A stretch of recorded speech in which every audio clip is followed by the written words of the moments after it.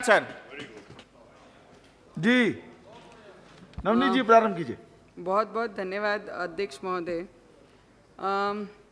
Labour ministry को ये पता है, हमारे मंत्री महोदय को EPS 95 पेंशनरों के बारे में बहुत सालों से मुझे लगता है ये पेंशनर धारक जो हैं वो कोर्ट में भी लड़ाई कर रहे हैं, आपको भी मिलके आपसे भी लड़ाई कर रहे हैं, बहुत सारे आंदोलन भी उन्होंने किए हैं जिसमें बहुत सारे डिपार्टमेंट्स में वो मजदूर काम कर चुके हैं। PSU कंपनीज़ हो गई, प्राइवेट कंपनीज़ हो गई, मंडियों में काम करने वाले कामगार हो गए, स्टेट ट्रांसपोर्टेशन में काम करने वाले कामगार हैं।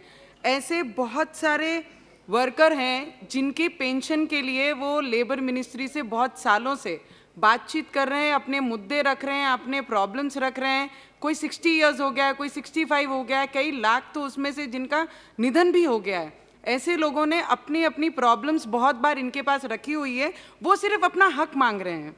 आज हम लेबर मिनिस्ट्री के द्वारा कामगारों के लिए बहुत अच्छा बिल लाए हैं। इस बिल को हम सपोर्ट भी करते हैं और सपोर्ट करना भी चाहिए, क्योंकि मजदूरों के वजह से आज देश में जितने भी बड़ी कंपनियां, जितने भी मजदूर काम कर रहे हैं, शायद उनके वजह से बड़े बड़े उद्योग आज मजबूत हो सके हैं। तो इसलिए ये ऐसे बिल लाना बहुत ज़रूरी है और इनके लिए फैसिलिटीज़ जो ला रहे हैं, मेडिकल फैसिलिटीज़ हो, इनके सिक्योरिटी की फैसिलिटीज़ हो, इनके जो भी केस कोर्ट में चलते हैं या फिर डिस्ट्रिक्ट लेवल पे केस चलते हैं, उसके लिए ये केस ऐसे बिल लाना बहुत ज़रूरी है। और मैं आपसे विनंती करूंगी अध्यक्ष महोदय, आपके माध्यम से मंत्री महोदय को, जिन पेंशनरों को महीने के 100 से लेके 500 रुपये पेंशन मिलती है, मुझे आप बताइए कि 500 रुपये में, 100 रुपये में, 200 रुपये में, 350 रुपये में उनके दोनों बुजुर्गों का क्या गुजारा हो सकता है?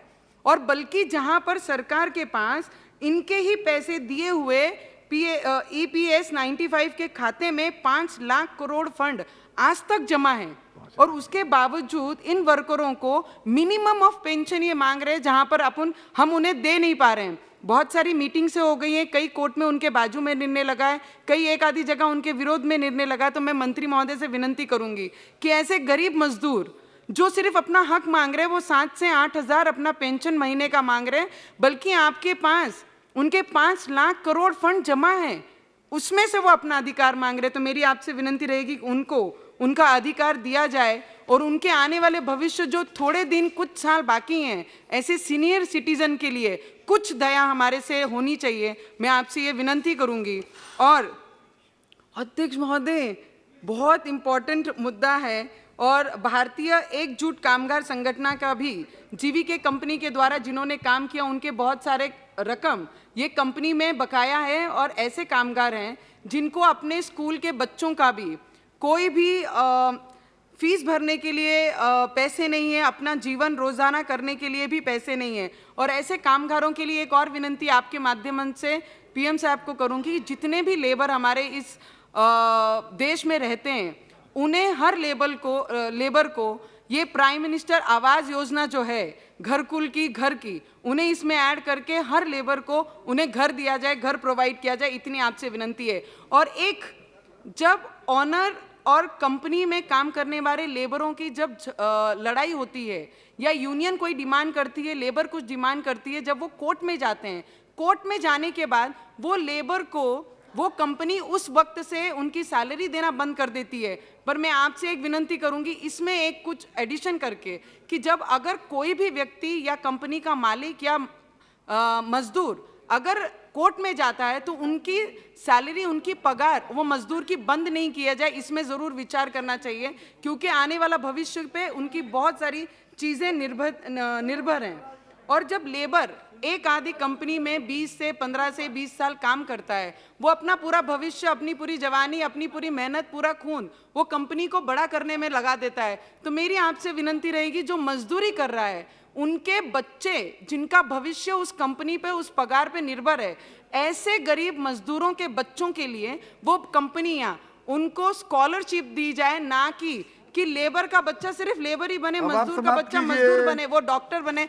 आखिरी में 1 मिनट सर, सिर्फ 1 मिनट, उन मजदूरों के बच्चों के भविष्य के लिए भी हम कुछ बात कर पाए। और जब सब कॉन्ट्रैक्ट होता है सर, मैं आपके लिए, शायद ये बिल में ना ऐड हुआ हो, पर मैं आपसे एक रिक्वेस्ट करना चाहूँगी, जब सब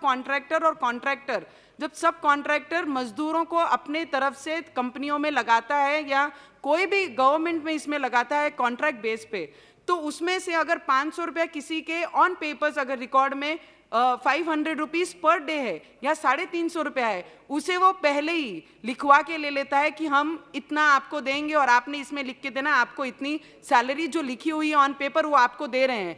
तो ऐसे सब कॉन्ट्रैक्टर के जितने भी केस ये लोकल लेवल पे चलते हैं, कामगार कमिश्नर के यहाँ पे चलते हैं, तो उन्हें 5 साल 4 साल लगते हैं। उसमें हमने कुछ तो लाना चाहिए कि उसका एक टाइम श्री लिमिट फिक्स होना हनुमान चाहिए बेनीवाल जी। कि उस पे काम हो।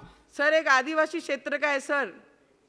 अध्यक्ष महोदय जी, सभापति महोदय, अध्यक्ष महोदय जी, आखिरी सभापति 30 महोदय। बहुत सेकंड, समय हो गया है, आखिरी का 30 2 सेकंड। वाक्य बोलिए आखिर के प्लीज, आखिरी का 30 सेकंड है। डोंट इलोबरेट, सीधे वाक्य बोलिए ये बस। हमारे आदिवासी क्षेत्र से बिलोंग करता है, जहाँ पे प्लांटिंग और गार्डनिंग का जो बिल हम लाए हैं, वहाँ पर मैक्सिमम जो हमारे आदिवासी क्षेत्र में रहते हैं वहाँ पे पूरा फॉरेस्ट डेन एरिया है, वहाँ पर आदिवासी फॉरेस्ट के अंडर में काम करते हैं। उनकी सिक्योरिटी के लिए, उनके मेडिकल के लिए, उनके फैसिलिटी के लिए जो आपने ये बिल लाया है उसका हम सपोर्ट करते हैं, पर उसके साथ आपके माध्यम से जो कामगार वहाँ से लेके MP में श्री जाने हनुमान के लिए बेनीवाल वहाँ जी से प्रारंभ कीजिए।